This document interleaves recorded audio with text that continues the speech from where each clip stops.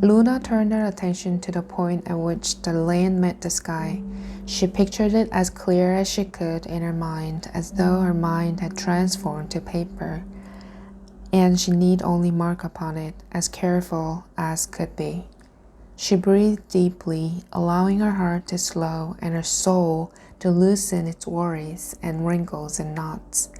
There was a feeling she would get when she did this, a heat in her bones, a crackling in her fingertips, and strangest of all, an awareness of the odd birthmark on her forehead, as though it was quite suddenly shining, bright and clear and like a lamp. And who knows, maybe it was. In her mind, Luna could see the horizon's edge, and she saw the lip of the land begin to extend farther and farther, as though the world was turning toward her, offering its face with a smile. Without opening her eyes, Luna began to draw. As she sat, she became so calm that she was hardly aware of anything.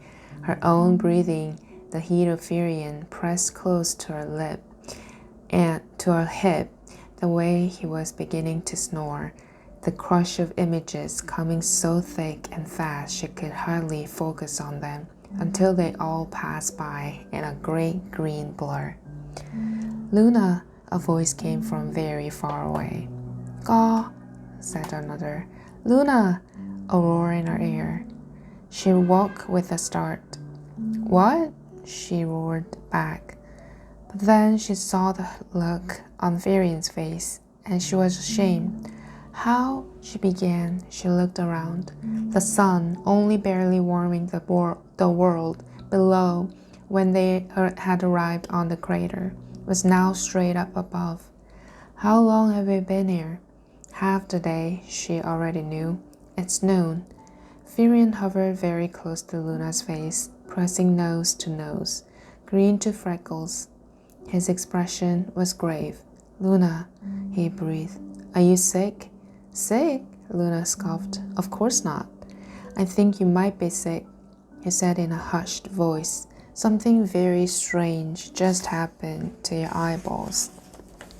That's ridiculous, Luna said, closing her journal with a snap and tying the leather straps tightly around the soft covers. She slid it into her satchel and stood up. Her legs nearly buckled under her. My eyes are regular. It's not ridiculous at all, Firion said, buzzing about from Luna's left ear to her right. Your eyes are black and sparkly, usually, but just now they were two pale moons. That isn't regular, or I'm pretty sure it isn't regular. My eyes were no such thing, Luna said, stumbling forward. She tried to right herself, hanging onto a boulder for ballast, but the boulders gave her no assistance. They had, under the touch of her hands, become as light as feathers. One boulder began to float. Luna grunted in frustration. And now your legs won't work, Firion pointed out, trying to be helpful. And what is going on with that boulder? Mind your business, Luna said, summoning her strength to leap forward, landing hard on the smooth granite slope on the eastern side. That was a far jump, Firion said, staring open-mouthed from the place where Luna had been just a moment ago, and arcing over to where Luna now was. You usually can't jump that far. I mean it, Luna. It almost looked like, caw, said the crow, or it should have been caw. But to Luna, it sounded more like shut your face. She decided she rather liked the crow. Fine, Firion sniffed. Don't listen to me. No one ever listens to me. And he buzzed down the slope in a blur of petulant green. Luna sighed heavily and trudged toward home. She'd make it up to him. Firion always forgave her, always. The bright sun cast sharp shadows on the slope as Luna hurried down. She was filthy and sweaty from the exercise or the blank drawing time. She had no idea, but she stopped by a stream to wash off. The lake inside the crater was too hot to touch, but the streams that flowed out of it, while unpleasant to drink, were cool enough to splash on a muddy face or to wash the sweat from the back of the neck or under the arms. Luna knelt down and proceeded to make herself more presentable before facing her grandmother and Glurk, both of whom would likely want answers about her absence. The mountain rumbled. The volcano, she knew, was hiccuping in its sleep.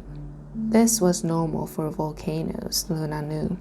They are restless sleepers, and this restlessness was usually not a problem. Unless it was, the volcano seemed more restless than usual lately, getting worse by the day. Her grandmother told her not to worry about it, which just made Luna worry more. "Luna!" Glurk's voice echoed up the slope of the crater. It bounced off the sky. Luna shaded her eyes and looked down the slope. Glurk was alone.